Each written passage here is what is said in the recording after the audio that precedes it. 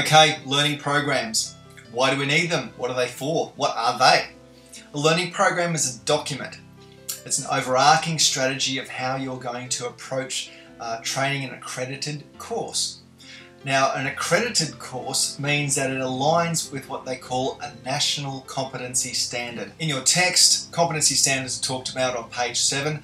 There's a lot more later on in the book. We actually detail many different competency standards, but this will give you the right feel for it for now when you're just conceptualizing this whole idea of a learning program.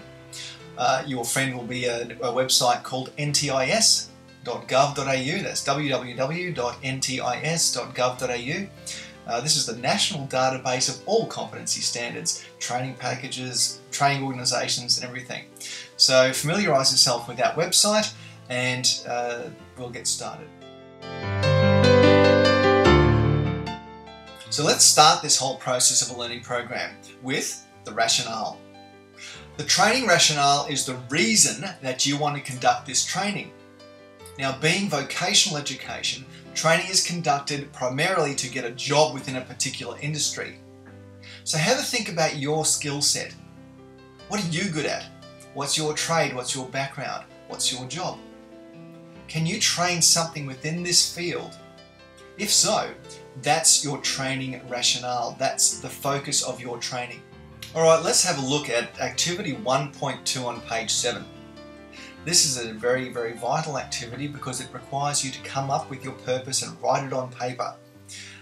It asks you to actually consult with someone in your workplace. However, if you don't have a current workplace, just consider a previous workplace and consider what training needs they may have had. Okay, once you've considered the training needs, you're going to need to write out a rationale. Okay, in other words, the purpose for the training.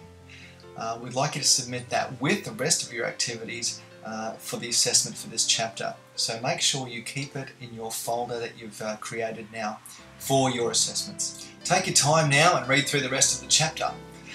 Do the activities along the way. It's very important that you do the activities because it's one thing reading about it, but it's definitely another thing doing each activity. Specifically, activity 1.5 will help you with your searching through NTIS and finding competency standards, so have a go at that one.